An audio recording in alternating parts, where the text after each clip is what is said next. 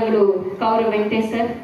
ಕಾರ್ಯಕ್ರಮಕ್ಕೆ ಆಗಮಿಸಿ ಕಾರ್ಯಕ್ರಮದ ಪರವಾಗಿ ಹಾಗೆ ಎಲ್ಲರ ಪರವಾಗಿ ಈ ಒಂದು ಕರುನಾಡ ಕಣ್ಮಣಿ ಪ್ರಶಸ್ತಿಯನ್ನ ನೀಡಿ ನಿಮಗೆ ಗೌರವಿಸಲಾಗ್ತಾ ಇದೆ.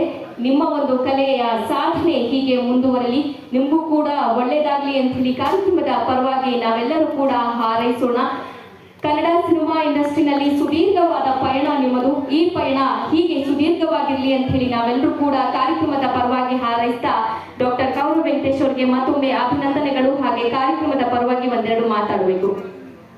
ಎಲ್ಲರಿಗೂ ನಮಸ್ಕಾರ. ವೇದಿಕೆ ಮುಂದೆ ಆಸೀನರೆಲ್ಲರಿಗೂ ಮತ್ತು ಇಲ್ಲಿ ನಮ್ಮ ಶಿವರಾಮಗೌಡರು ಡಾಕ್ಟರ್ ಜೇನವರ ಹುಟ್ಟುಹಬ್ಬದ ಶುಭಾಶಯಗಳು. ನಾನು ಅಣ್ಣವ್ರ ಬಗ್ಗೆ ಮಾತಾಡೋಷ್ಟು ದೊಡ್ಡ ವ್ಯಕ್ತಿ ಅಲ್ಲ, ಸಣ್ಣ ಒಂದು ದುಡ್ಡು ಸಾಮಾನು. ಯಾಕಂದರೆ ಅಣ್ಣವ್ರ ಜೊತೆ ನಾನು ಕೆಲಸ ಮಾಡಿಲ್ಲ, ಎಲ್ಲರ ಜೊತೆ ಕೆಲಸ ಮಾಡಿಲ್ಲ.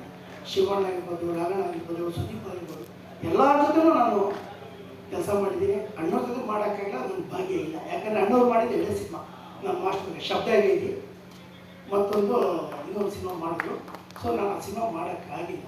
ಆದರೂ ಅವ್ರ ಮಕ್ಕಳ ಜೊತೆ ಮಾಡಿದ್ದೀನಿ, ಶಿವಣ್ಣನ ಜೊತೆ ಮಾಡಿದ್ದೀನಿ ಈಗ. ಬಟ್ ಅದು ನನ್ನ ಇದು ಮತ್ತು ಈಗ ನಾನು ಯಾವತ್ತೂ ಮರೆಯೋದಂಥ ದಿನ. ಯಾಕೆಂದರೆ ಇವತ್ತು ಪ್ರಶಸ್ತಿ ಪಡಿತಾ ಇದೆ ಅಂದರೆ ನನ್ನ ಸಾಧನೆ ಗುರುತಿಸಿ ಇಲ್ಲಿಗೆ ಕರೆಸಿ ಜಯನವರು, ಶಿವರಾಮಗೌಡರು ಈ ಕಲಾ ಸಂಸ್ಕೃತಿ ಪ್ರಶಸ್ತಿಗೆ ಬಂದಂಥ ಎಲ್ಲರಿಗೂ ನಮಸ್ಕಾರ. ಬಟ್ ನಾನು ಯಾವತ್ತೂ ಎಂದಿಗೂ ಮರೆಯೋದಿಲ್ಲ ಈ ದಿನ. ಡಾಕ್ಟರ್ ರಾಜ್ಕುಮಾರ್ ಅನ್ನೋದು ಕನ್ನಡ ಸಮಿತವಾಗಿರೋದ್ರಿಂದ ಕನ್ನಡ ಇವತ್ತು ಬೆಳೀತಾ ಇದೆ ಅಂದರೆ ಅಣ್ಣವರೇ ಕಾರಣ. ಎರಡು ಮಾತನಾಡೋದಕ್ಕೆ ನಾನು ನಮಸ್ಕಾರ. ಧನ್ಯವಾದಗಳು.